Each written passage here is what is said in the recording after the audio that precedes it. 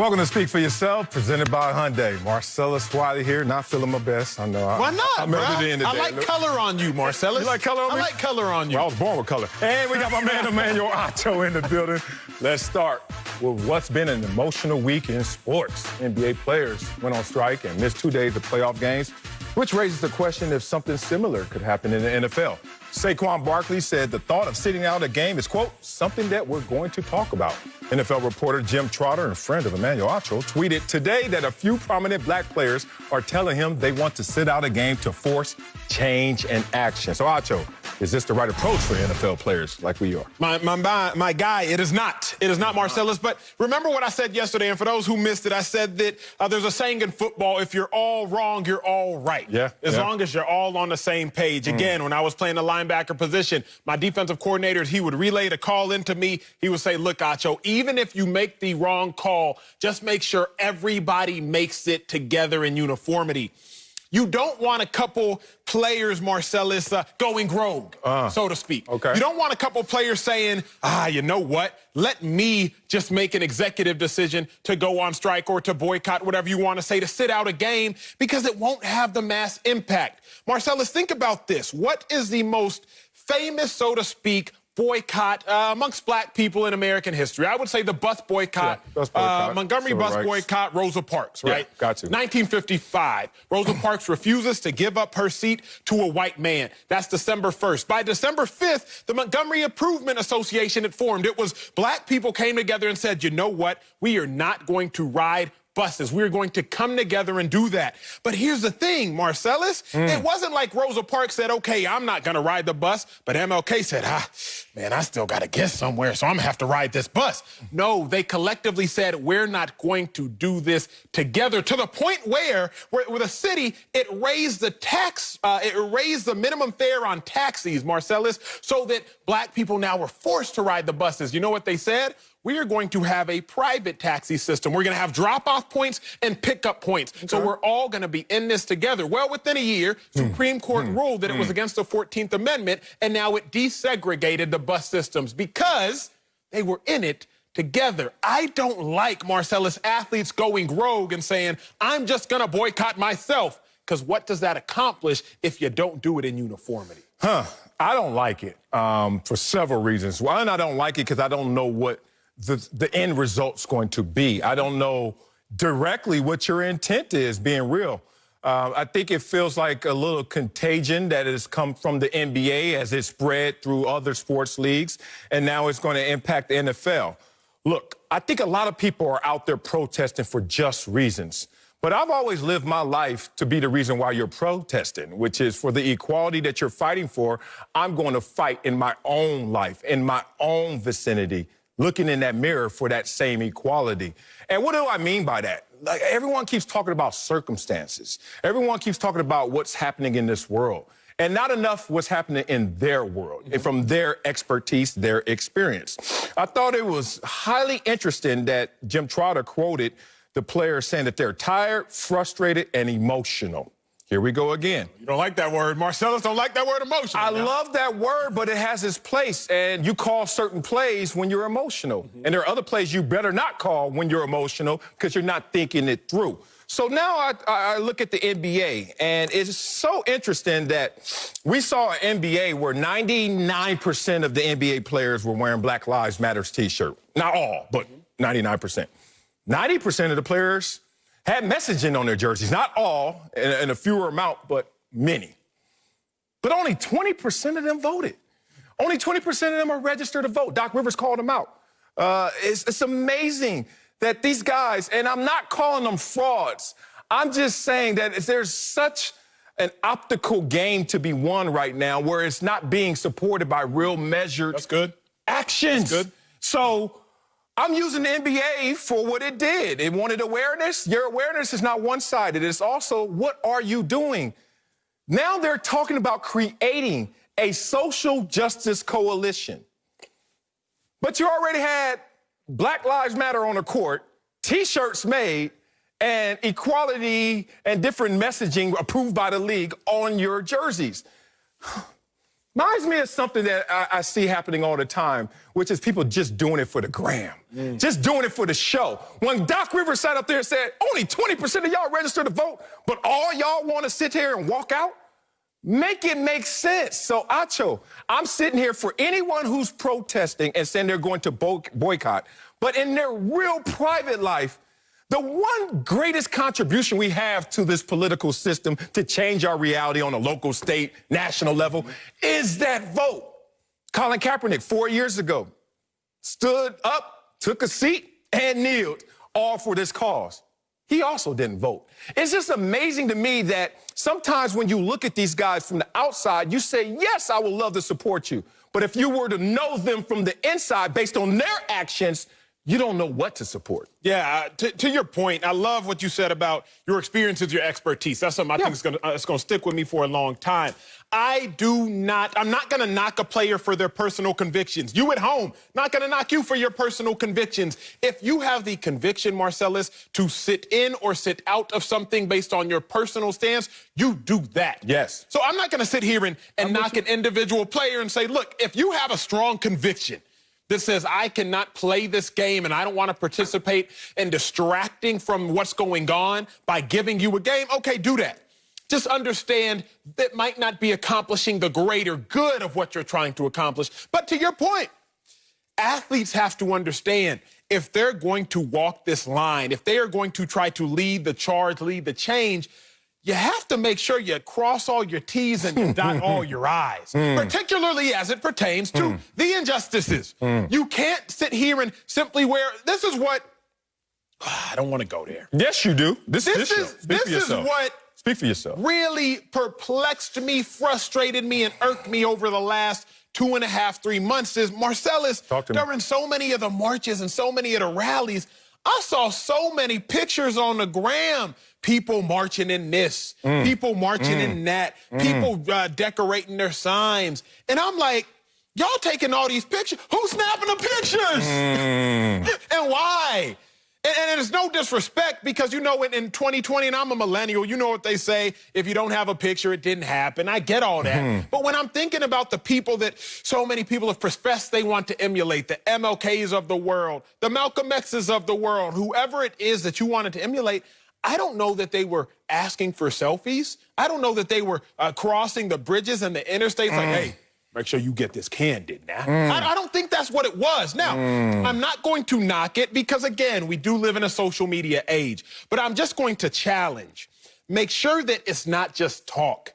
Make sure it's not just for show. Because there is a lot of that, right? But you said something yesterday. You don't do it for likes and follows. You do it for love and leaders. Something about that. Yep. Something stuck with me. Yep. Just make sure that we do live in an age where you have to do some stuff for the world to see, but make sure that your actions in private are also backing up your message in public. Yeah, this social media, man, it creates an opportunity and platform for all. And for superstar athletes, these professional athletes, it allows their message to go across the world like that. And it brings complete awareness. But with that awareness comes a responsibility. I'm not mad that y'all out here talking it. But like I said, the Migos didn't make the right song. It should have been Talk It Like You Walk It. Let's bring in LeVar Arrington on this. LeVar, would sitting out a game and protest be the right approach for NFL players? Listen, I do not think it's the right approach. And I hate to say it because I understand what it represents and what these guys are ultimately trying to get across is the frustration and the disappointment and the pain and the fear that is surrounding an entire country, not just a community, but a country. I tend to echo what your sentiments are in terms of what is the ultimate end? What is the ultimate goal?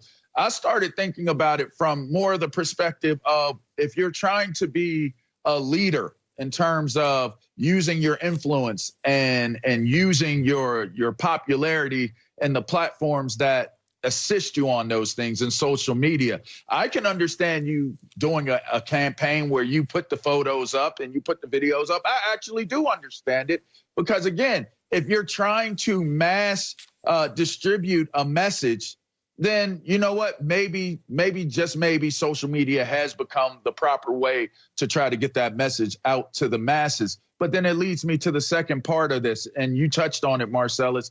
What is the plan? What concerned me was it's like, oh, we're having conversations about it, which says to me that you don't have a plan. You guys are basically sitting around and saying, should we play or should we not play? How should we handle it? You know, what's the right way? So they may not even collectively have the right response to this question.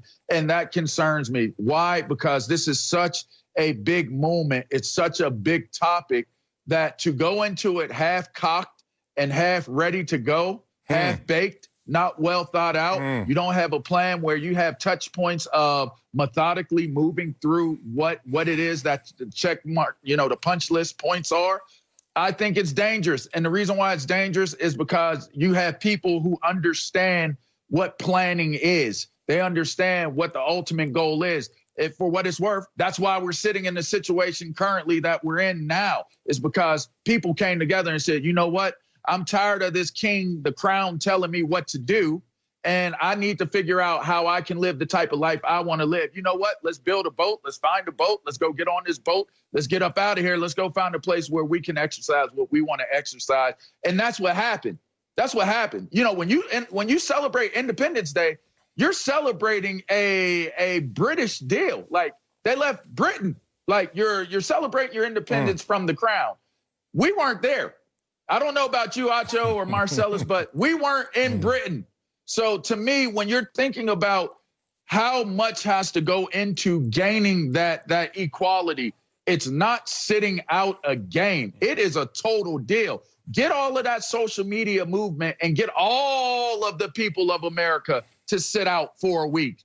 Not just the athletes and influencers and famous people. How about everybody? The people that's going to sit there and finger point and thump at you and say you're not black enough or you're not real enough or you ain't about the cause, you sell out, you're sitting on the porch, you're inside the house. How about every last one of y'all put it on the line and let's all sit out an entire week? Not just a game. Let's all sit out an entire month. Not just a moment, right? But everybody is okay when it's convenient to be able to look at somebody else and say, oh, they're famous. It won't hurt them as much. You need to do for us what we can't do for ourselves, which in some cases makes sense. In this one, I don't buy it. Man, let me personalize this story because what do they say? You can impress people with your accolades, but you can impact them with your scars. So I'm going to tell y'all about some of my scars because I am the son of a mother who worried a lot and a dad who didn't trip at all. He going to be all right. And a grandmother who prayed all the time. And I still had to deal with reality. And y'all know my story, I think, enough beyond Wikipedia. I'm from Compton, South Central, inner city, Los Angeles, and I'm here now. It's interesting when I talk about my road, how I was able to navigate by the help of others. Some of them helping me with direct communication that was actually positive influence. And some of them, because of my direct communication and proximity to them and them doing bad things, I learned to define myself by them of what I didn't want to be and what to become growing up. So through this navigation, I was called a lot of names, and I still hear a lot of those names. I'm a sellout, I'm a coon, I'm a sucker. Marcellus, why you on the academic decathlon team? Oh, why you in the spelling bee? Why you always think you smarty art? Why your book bag so full? And look, I am not blaming any of them for not thinking the same way I did, but I kept on my road and I knew I had an end goal, end game in sight, even as a youngster. My first experience with violence, because this is an awareness issue. Everyone keeps talking about systemic issues and racial injustice. Let me tell you about some systemic issues in my neighborhood and give you full awareness. I was concussed before I even played football. I was 7 years old on a swing and some Bloods walked up and they didn't want to see me. And 5 seconds later, I'm in my grandmother's house with a huge hole in my head, pushed off the swing, landed on the boulder. 9 stitches later, I moved forward.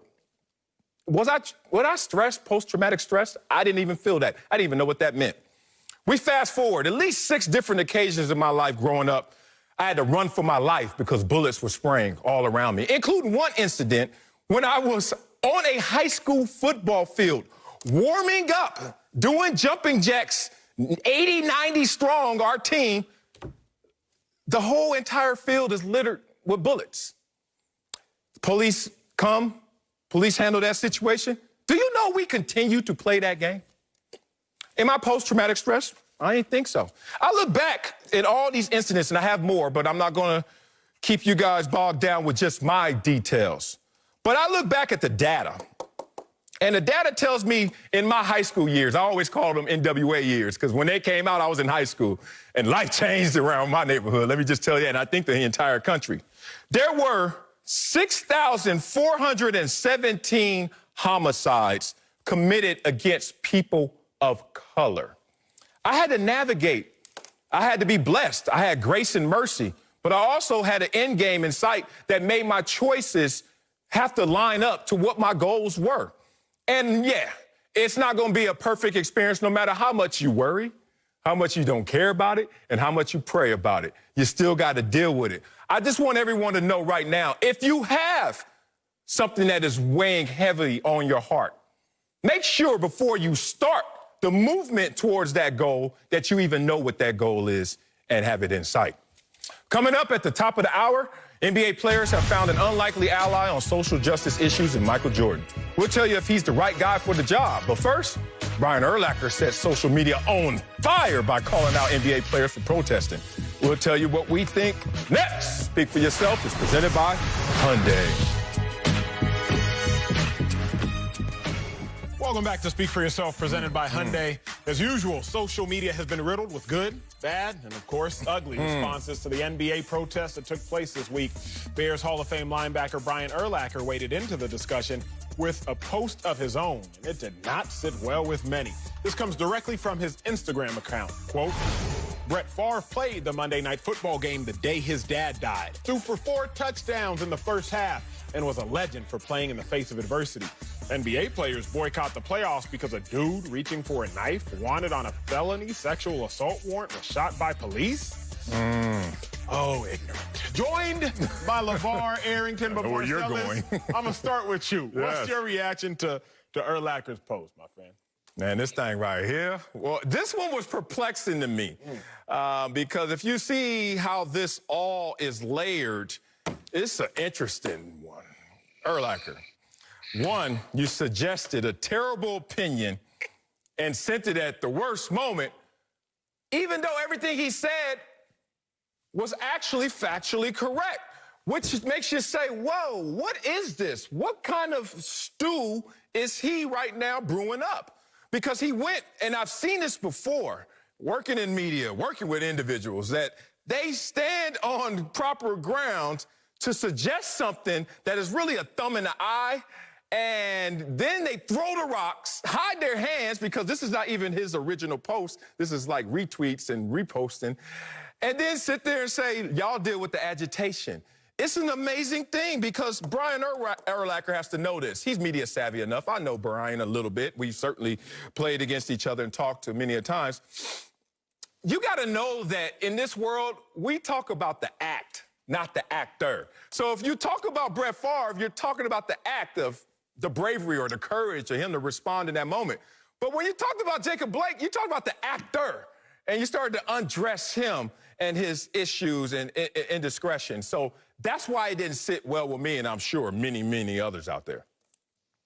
You know, what I found to be interesting, the first thing I thought was the 17-year-old kid that is allowed to just walk away with his AR rifle in his arm, and after the fact is then apprehended and incarcerated. Where was the tweet, Brian? Where was the IG post, Brian? What is your idea? What is your thought process on what his actions were?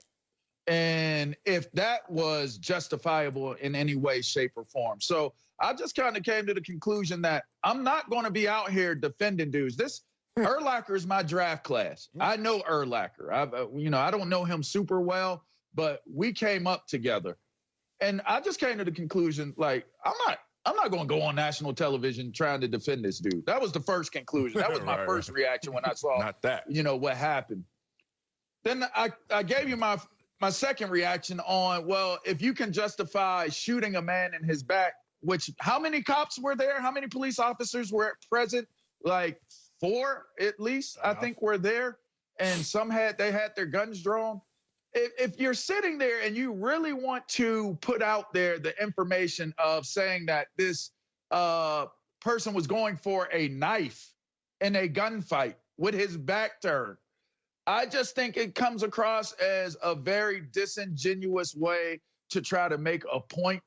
But understanding this, and this is a very critical thing to a piece of information to understand, that's his truth. That is his perspective, and he put it out there. So my dad always told me, when somebody tells you and shows you who they are, believe them. Believe them.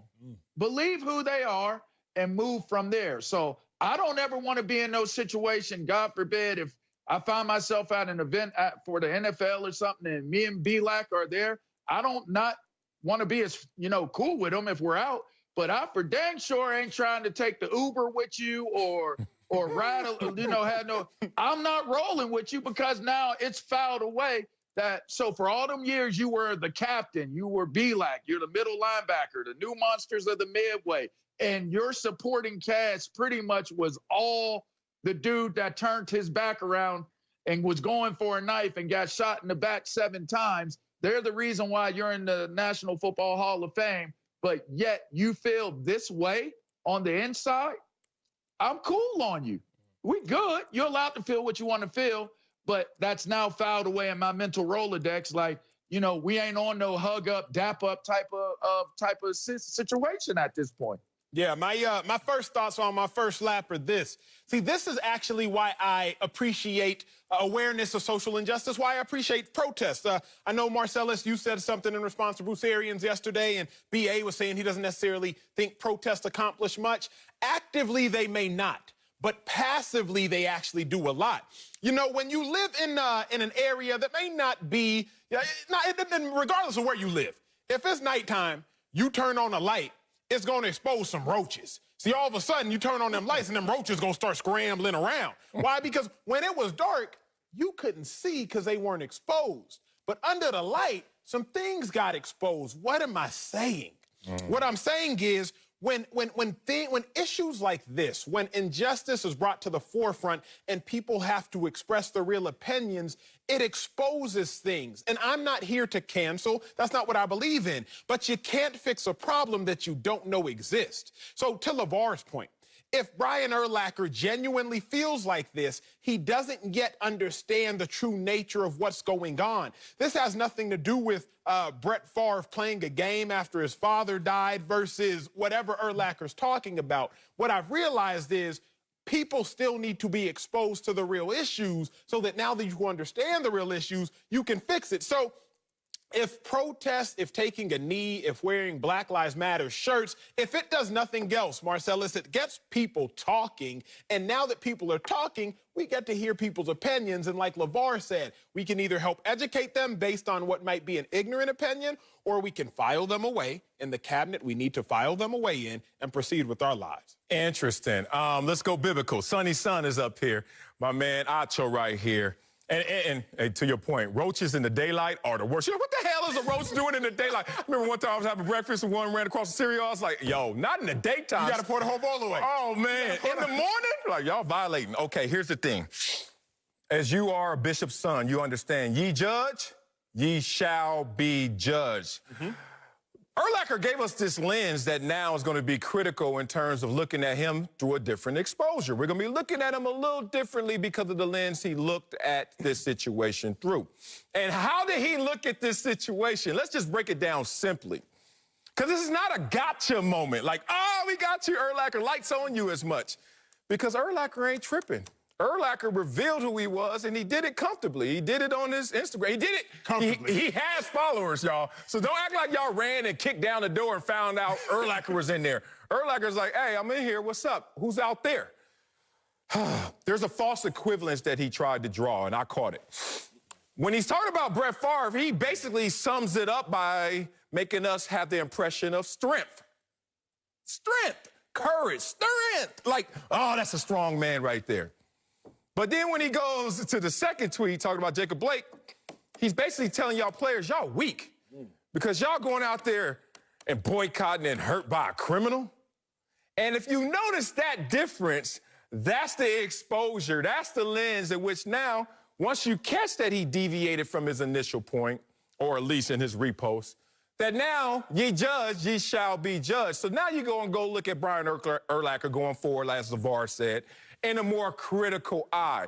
Me personally, I ain't fazed by what he posted because I know who I am. And now, thankfully, I know who Brian Urlacher is. That's a fact. So when I see you, I got that for you. I don't live in this world that's binary and once you do that, you off. Because that's cancel culture in your own world. Sure. I'm not going to have cancel culture for this dude.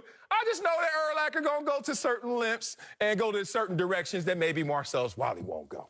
I said on the show yesterday, if the blade cools off, all you can do is try to continue to sharpen it. That is the only thing that you can do to still once it cools down from being molded from that heat. This is a simple situation where he's a blade. He's not being wielded right now. He is a finished product blade.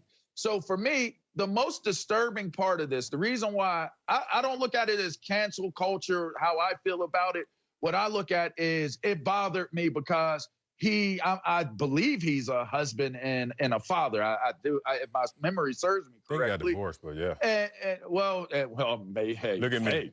I know his baby. Here, you got a baby. But what bothers me is that man, whether a criminal, you funny, Marcellus, that man, whether a criminal or not, in that moment was in the presence of babies, of young people, and a mother.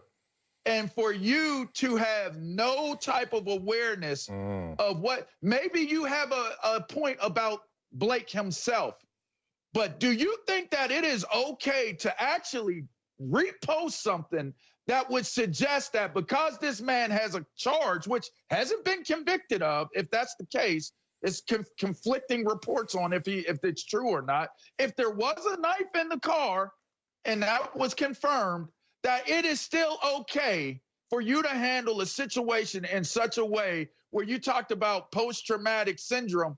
What do you think them babies are thinking right now today, Brian? What do you think that mom is thinking today, Brian? How do you feel about those babies who are totally innocent in the situation, Brian, as to what they're going through based off of your logic of what it is that you reposted and said, hey, NBA guys, Brett Favre threw 4 touchdown passes when his dad died. So what's up with you guys? I think it's disconnected.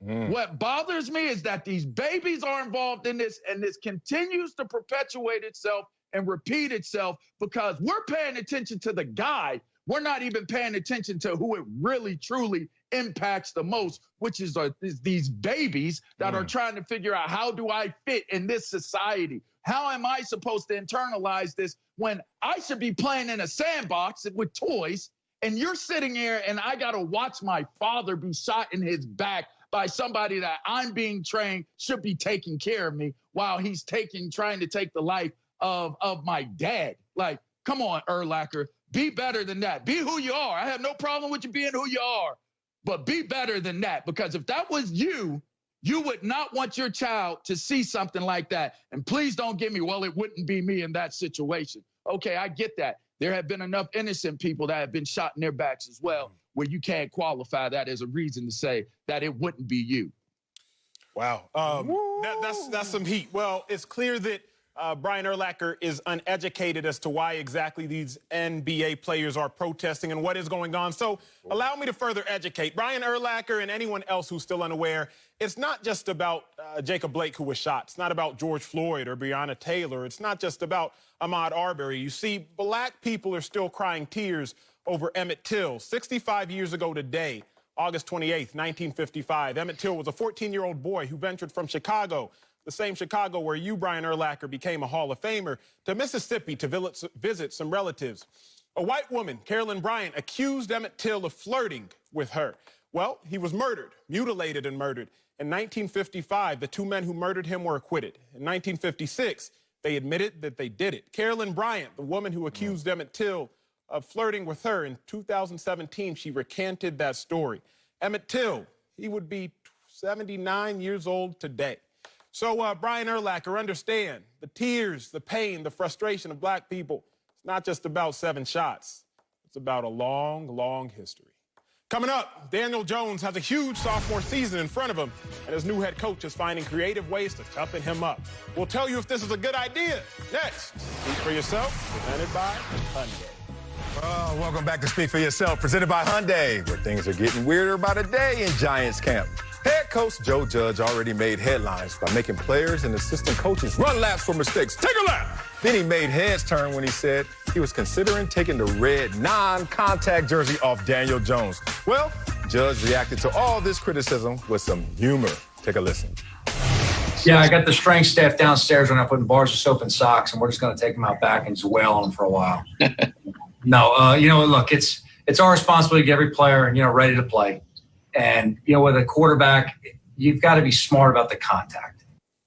LeVar's still with us, but Acho, you're up first. Do you like how your boy, Joe Judge, is responding to criticism? I hate that, and I hate this. What do I mean? What? Marcellus, see, Joe Judge is now making me anti-New York Giants. I have no beef with the Giants as of last year. I like the Giants. I like Saquon. Daniel Jones, nobody believed in him, and he balled a little bit early on last year. But now, Joe Judge, you coming in here with this ignorance, and I got to call it out. Giants fans, I've upped your win total yesterday from 2 wins to 5 wins. Y'all are mad at me, but Marcellus, again, the full screen Prince got a full screen. What you got going? Giants fans, it's all fun and games till y'all start losing games. I said y'all going to win 5 games, and this is how I look at it. First week, y'all going to lose. Second week to the Bears, you're going to win. Then you're going to lose to the Niners, lose to the Rams, lose to the Cowboys. By then, Joe Judge going to be done with the jokes. Y'all going to beat the Redskins, lose to the Eagles, lose to the Bucks, beat the Redskins again, lose to the Eagles, beat the Bengals, lose to the Seahawks, beat the Cardinals, and that's going to be your last win. And Joe Judge, he's not going to be smiling then, Marcellus. So I got a problem with Joe Judge because these Giants fans, they deserve more than a head coach who's going to come in here, try to cover up his ignorance with some jokes that's not even funny. Joe Judge, this ain't the Patriots no more. You can't just call kickoff wedge left, wedge right. You can't run field goal team out there. You can't sit here and run your punt return and punt hold up teams out there. That's not what this is. You have to orchestrate an entire organization. And again, we're going to see if you laughing come week 7 when y'all about 2-5. Wow, it was a joke. Laugh. Either laugh or walk out the comedy club. Don't stand up and protest. How dare you, Joe Judge? You're making this unlikable, this whole genre of comedy. Oh, you as a coach. I like this one. I was off Joe Judge a little bit with you. I'm back on Joe Judge. I like me some Joe Judge, and I'm going to tell you why. Before this moment, before he showed levity, before he could make something lighthearted and be self-aware enough to know the criticism about him and to make a joke about it, I thought that he was a dictator.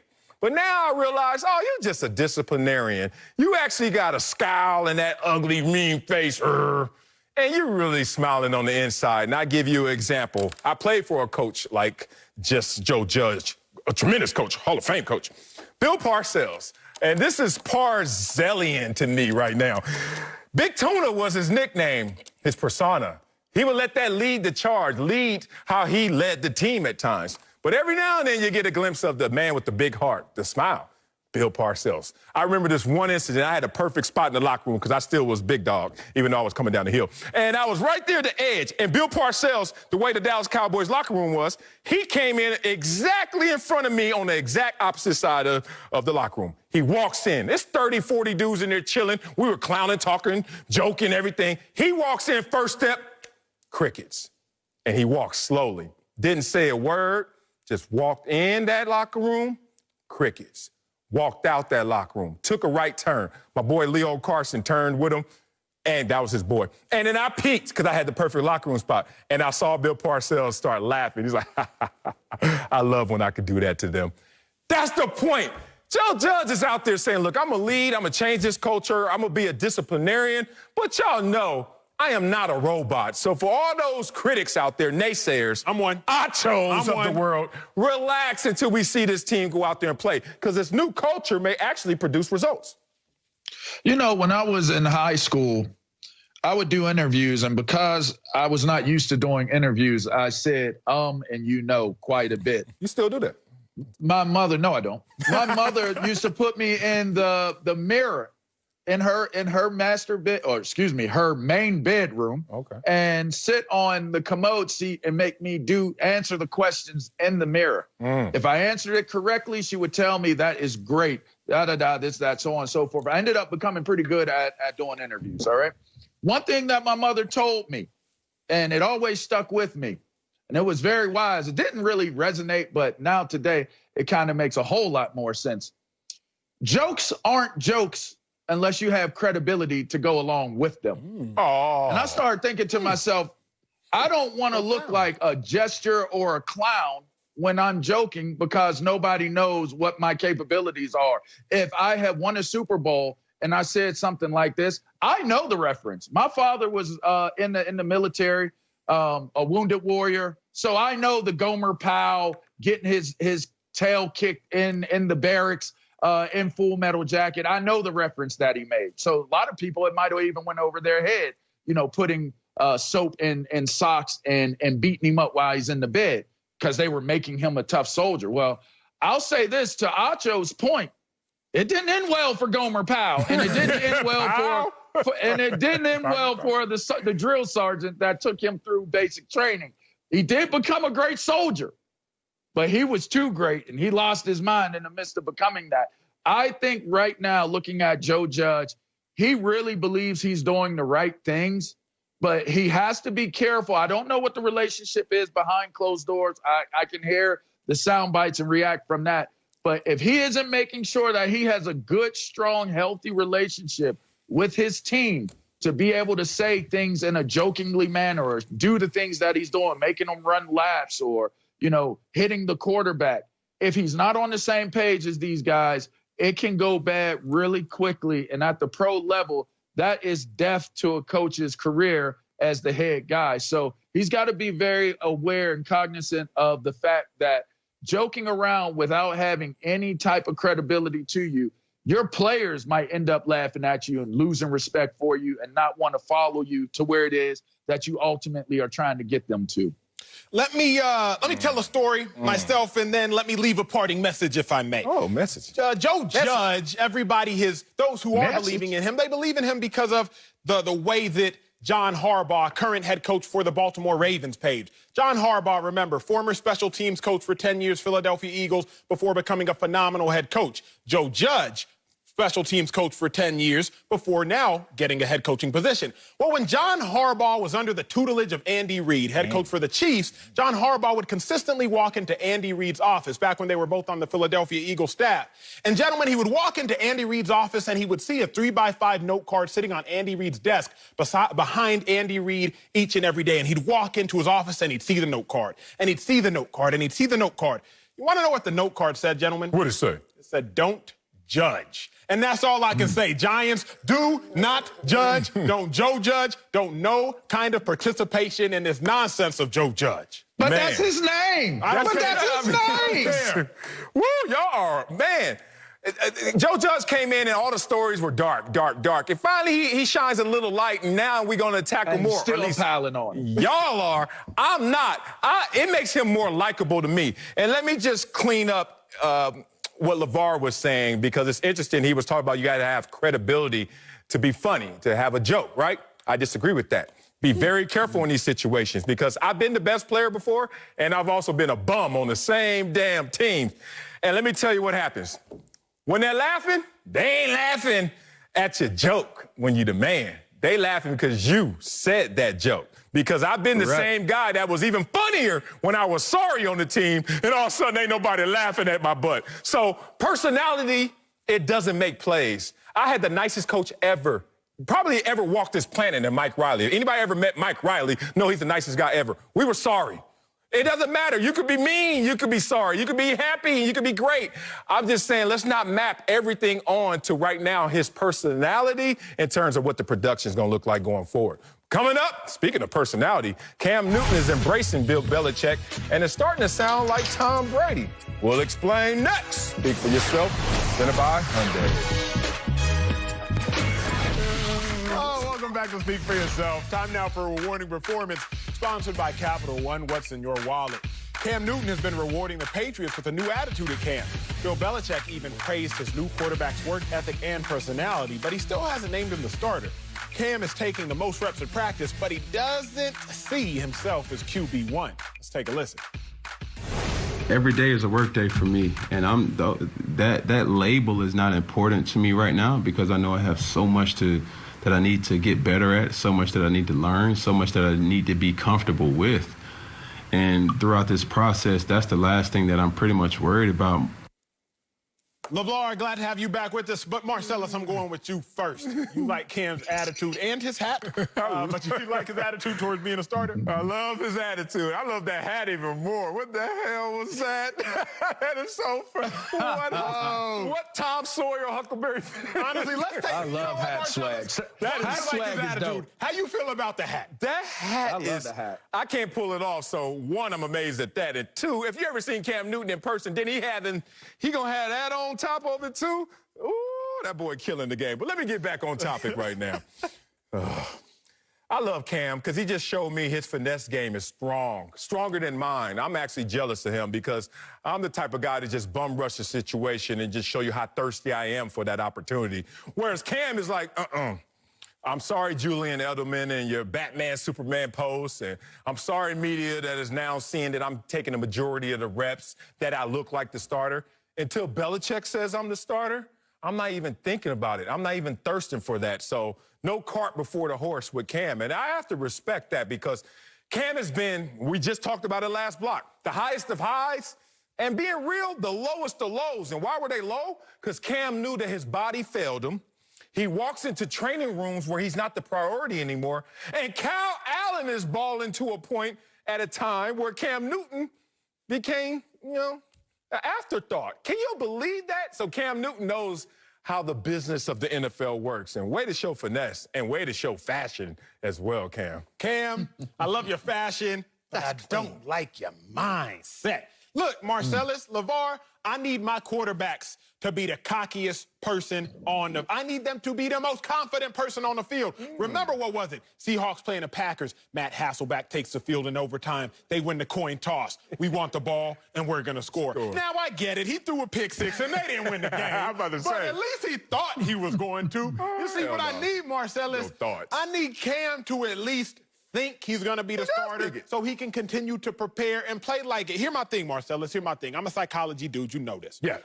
By the time Cam takes the field week 1, gentlemen, he wouldn't have won a game in 22 months. Cam got a little self-doubt. I don't need those words to emphasize that self-doubt. 2 years since you won a game, that's a long time. So I like the style, Cam, but I need that mindset to be cocky. That's an MVP, man. Will you stop? Get him, LeVar. I'm giving you I'm sorry, Marcellus. I'm going to give y'all a translation here. I can translate it because I've experienced. Let me start by saying this. My freshman year of college, I went to school there. They promised me that I have an opportunity to start, and I committed early to go there. I get there, and they had a jersey color coordinated deal. And orange was like you were a scrub, like you were practice squad. You didn't have a chance to start. But blue, dark blue was a starter. White was a starter for offense. One day I go to my locker, my cubby has a blue jersey in it. I go out to practice, and all the seniors and upperclassmen are looking at me like, look at this dude. Like, what? Why did they give him a blue jersey? So I do a post-practice interview, and I say, you know what?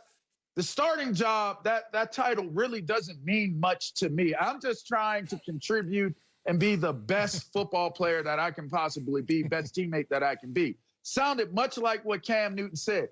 The translation here is I know that I have a chance to start, but I don't think I'm the starter.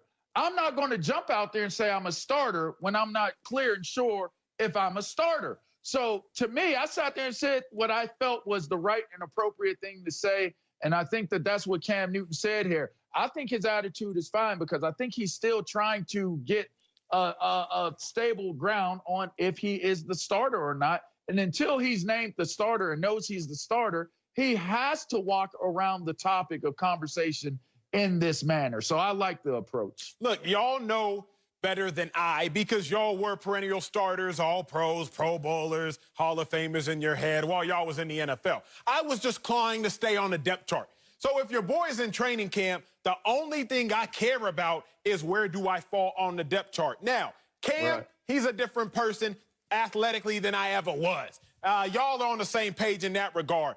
But what I know is this. What? Cam, if this is a Patriot way, you don't need to do all that, Cam, because I don't like Clark Kent Cam Newton.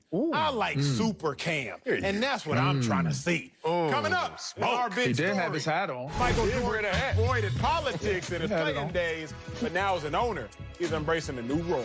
We'll tell you if he's the right guy for the job. That's next. Speak for yourself. You're watching Speak for Yourself, sponsored by KFC's $20 fill-up. Drive-thrus open or get delivery by Grubhub. Marcellus Wiley here, Emmanuel Acho. It's time for our big story. So let's head to the NBA, where the players have found an ally in Michael Jordan after days of tense meetings that could have ended the season. Jordan, who is the only black majority owner in the league, reached out to Chris Paul to offer assistance and spoke with Russell Westbrook about social justice issues. Jordan reportedly then told a group of owners, quote, "Right now, listening is better than talking." So, Acho, is Michael Jordan the right guy for this job? He absolutely is, Marcellus. And he is because I'm reminded of a song in Hamilton. Phenomenal musical. It was great. It Phenomenal. was. Usually they don't live up to the hype. But that one did. And it cost. And it's a song, The Room Where It Happens. Okay. Right? And it's about Alexander Hamilton, Burr, Thomas Jefferson, all them cats. They was in the room where it happened. What am I saying? I'm saying that when decisions are being made, you got to be in the room where it happens, right? A lot of these players, they're not entering these rooms where these decisions are being made. Why? Because, let's be real. Some of these owners, these more wealthier individuals, they don't, one, respect you because you don't have that level of wealth that merits that level of respect to enter some of these rooms. I'm going to just keep it a buck with you. And two, y'all are just very, very different. Michael Jordan, one, based on what he accomplished on the court, but also, more importantly, based on what he's accomplished in the pockets, okay? He's earned the respect of the decision makers. There needs to be a mediator. There needs to be an intermediary. There needs to be someone who can stand in the gap between some of these players, 23, 24, 25, and these owners, 50, 60, 70, extremely wealthy. There needs to be somebody to bridge that gap. Who better than one of, if not the most notable sports figure, the most notable unequivocally basketball player in Michael Jordan. So he is the right guy for the job because he can enter into these rooms, Marcellus. He can infiltrate these spaces that these players just quite literally can't. Yeah, and I agree. He's the right guy for the job. He's a double owner on top of just being an owner. Not only the owner, a majority owner of a basketball team, but Jordan Brand. And the two guys he talked to are Jordan Brand clients. So think about it. Being a double owner, having that credibility, being a former player, just think about all the different inputs and outputs that exist in what Michael Jordan displays. So that's going to obviously give everyone a sense of comfort. More than that, I think that his business attributes a lot of times get mischaracterized in terms of him not wanting to step in it and alienate people when he was a player and polarize others when he was a player. He took a lot of slack for just being focused on basketball and growing his brand, which is, to me, the greatest personal brand we've ever seen. So when you think about Michael Jordan, I don't think you really have the full picture in terms of his greatness, even then, off the court. Think about what that has monetized and materialized into. He's an owner, but more importantly, Michael Jordan had a mindset that he knew what he was good at, he knew what he was great at, and he knew what he wasn't good at. He knew what he didn't know. So, like a LeBron James right now, one of the criticisms of LeBron is that he goes into places and spaces at times and he doesn't have the depth of knowledge in those situations. Jordan knew that when he was walking through the house, even though the door was unlocked, not to always open it because he had a singular focus. So it's interesting now that he's evolved. And through that evolution, he's made it more comfortable for the players to come to him and, more importantly, for ownership to respect him and bring him into their circle. Let's bring in right now our Fox NBA analyst, Rick Bucher. Welcome to our circle. So, Slick Rick, MJ has become a go-between for the owners and the players. Is he the right man for the job? No, he's not. And when I was first presented with this question, I was right there with you guys. I looked at the appearances and said, well, of course, former owner, former player, the only owner who's a former player has the respect of both sides. For certain, there are owners that became owners in part because they got the opportunity to hang with Michael Jordan. His legacy and his legend carry that far. But in this circumstance, first of all, the guy that would be the most ideal is no longer with us, and that's former Commissioner David Stern, the late David Stern, because he has the experience of having brought the league out of deep water and getting the owners and the players to work together in order to make that happen. And make no mistake, the NBA may be back and playing, but right now they are facing issues between the players and the owners that puts them in deep water. All that said, Acho, you were talking about all of Jordan's financial success, which the players look at and they respect. And to a certain degree, the owners do too. But he's not by any stretch the deepest pockets in that room. There are other guys that have been far more successful financially than Michael Jordan. On the other side of the equation, the players. Marcellus, you mentioned the Jordan brand. If I'm James Harden or I'm Damian Lillard or I'm a guy who's not associated with Nike or the Jordan brand, I begin to question, okay, what are the entanglements? He's talking to Russ and CP3. Like, does he have our best interest in heart? And that is ultimately the two elements that are most important for the go-between, which is the ability to say, not only do I understand and have your best interest at heart, owners and players, but that I have the wherewithal to get that done. And again, that's why I said David Stern, because he's demonstrated that he has that ability. Michael Jordan, based on his history, yes, I think it's been overblown, his lack of concern when it comes to social issues. But nonetheless, he has not been on the front line when it comes to that. And that is something that needs to be resolved with the players.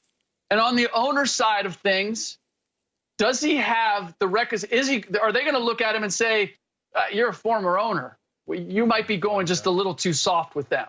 It's walking that line, and I'm just not sure that Michael carries. There's plenty of respect. Does he have the ability to be that go-between? That is the question. See, Slick, I agree with you. I disagree with you, rather, on a few accounts. I've agreed with you all week, so pardon the misspeak right there. You said that there were two necessary elements, and the first element you said for someone to be the go-between is that level of understanding. When I think about the element that's necessary to me, it's passion, it's fervor, it's a desire, a real want to for change. Michael Jordan, he's been through some things this year. Remember, after Kobe died, he said a piece of me died when Kobe died. I feel like, number one, that led to change. But most importantly, remember how Michael Jordan tragically lost his father by gunshot.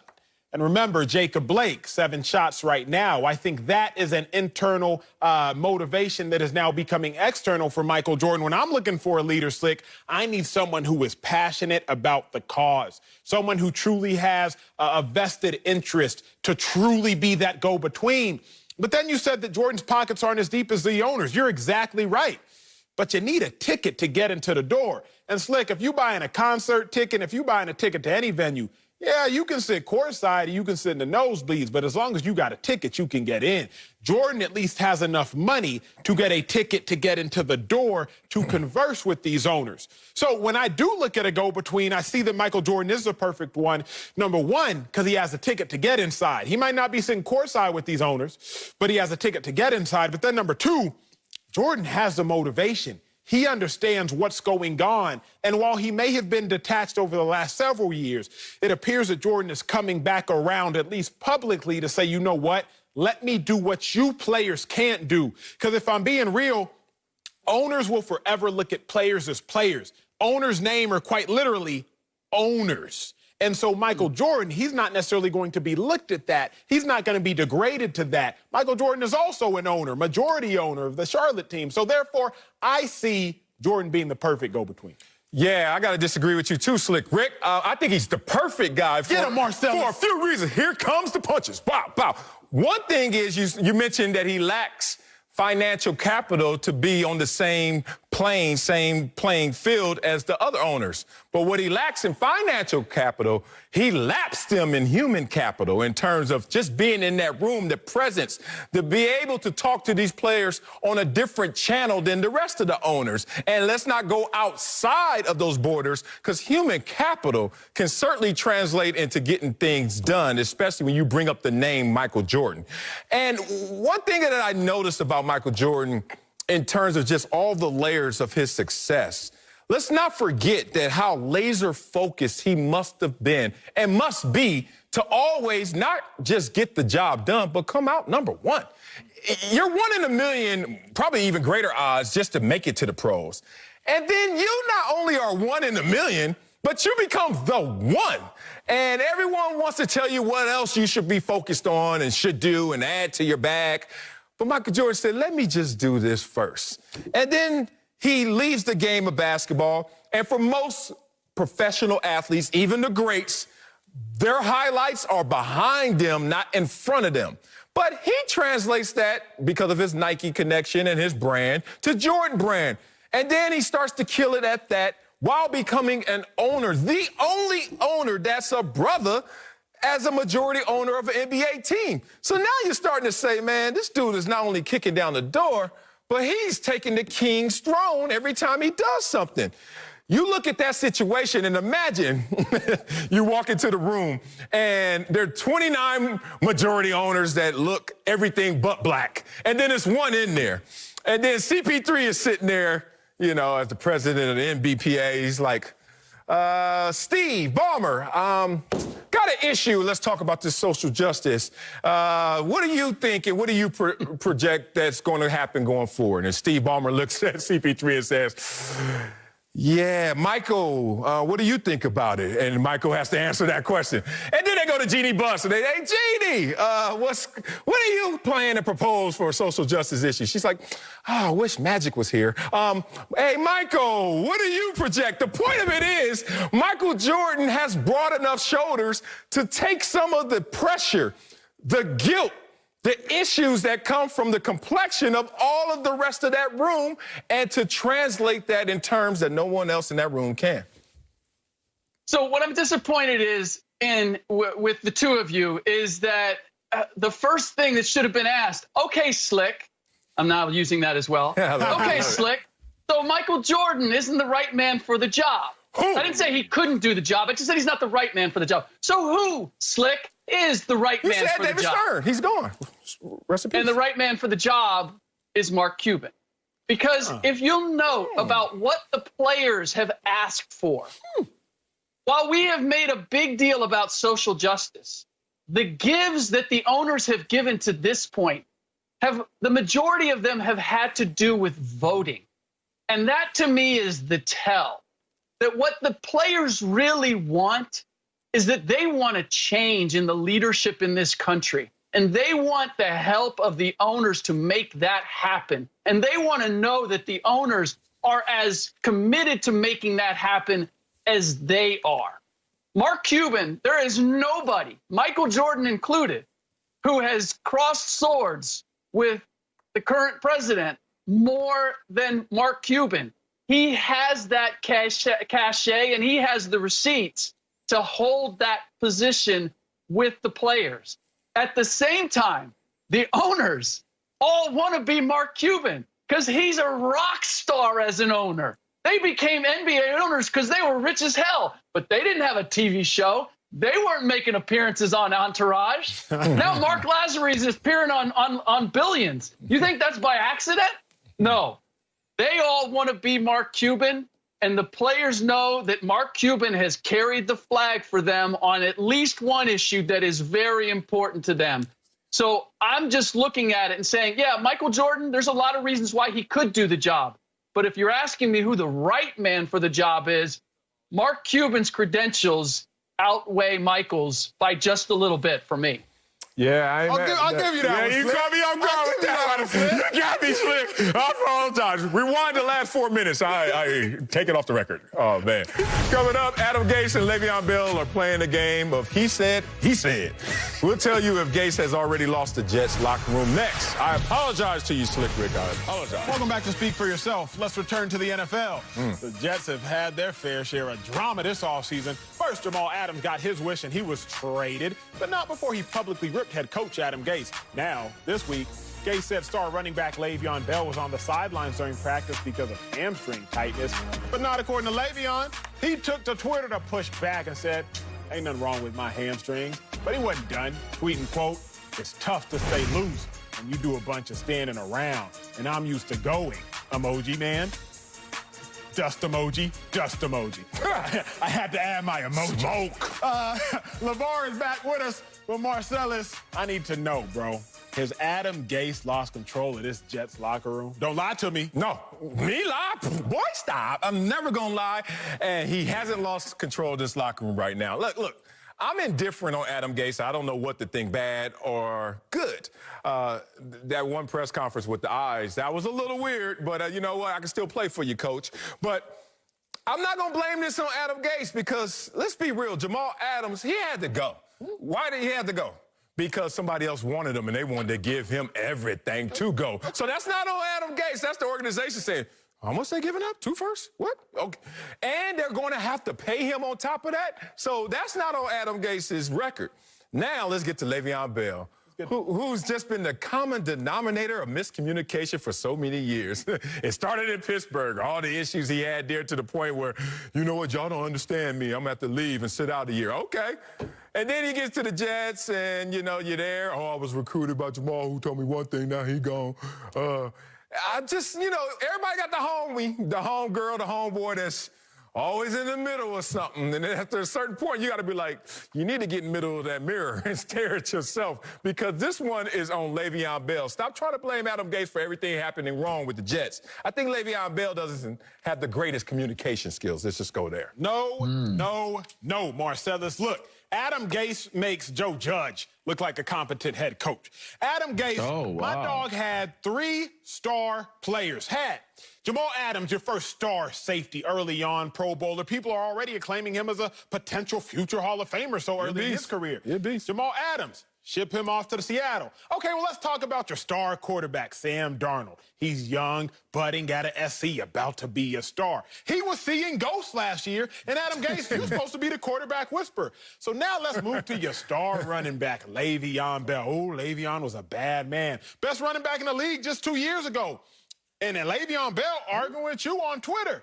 The common denominator, Marcellus, if I am doing my math right, don't do that, is Adam Gase, sir. Adam Gase, he shipped off Jamal Adams. Adam Gase can't get right with his quarterback, and Adam Gase can't get right with his running back. The problem, what about Pittsburgh? He said Adam Gase. What about Pittsburgh? What about Pittsburgh? You didn't mention that. LeVar?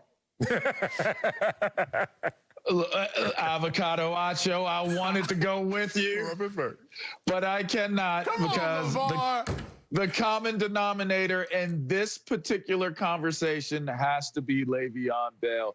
I don't know if Adam Gase has lost control, ever had control, in control, Janet Jackson control. I don't know. But one thing I do know is Le'Veon Bell be in his feelings, and he has no problem letting the public know that he's in his feelings. And I think sometimes these things come back to haunt him and can ultimately disrupt what his greatness on the field could possibly be. Every single time the coach makes a decision that isn't what you want it to be, Le'Veon, you can't take the social media and say, no, that ain't it. It's the head coach, Le'Veon. It's the head coach. What are you doing? If you go to social media and say, my hamstrings are fine, he just had me on the sideline. You know what's going to happen, Le'Veon? And you know this happened in Pittsburgh. What's going to happen? You're going to be on the sideline, bro. You know why? Because you are not the ultimate decision maker on these teams. Here's the thing, bro. You just going to let Le'Veon is a grown man. How you gonna let another grown man sit here and lie on your name? If you not here one day, LeVar, and me and Marcella's like, man, I don't know, LeVar, he out. I was out at the club late last night, so he didn't show up for the show. You're gonna tweet in and be like, no, that's not what happened. You're gonna clarify because you're not gonna let us sit here and lie on your name. Can I retort? Can I retort? Yes. If y'all say that that's what it was, that's what it's going to be. Otherwise, I probably won't be on the show. And Le'Veon Bell needs to take note. Look, he doesn't respect Adam Gase to be tweeting about his damn head coach. He didn't respect Mike Tomlin. He's the common denominator. He doesn't respect his homeboy, Jamal Adams, not knowing what he told him. Try to call him out and question his character instead of just calling it like it is. I'm just waiting for... What you waiting for? The walk to the line of scrimmage, foot in the ground, and take off Le'Veon Bell to return to form. Because all the rest of this pig pen always got dust around him. That's getting a little old news for me.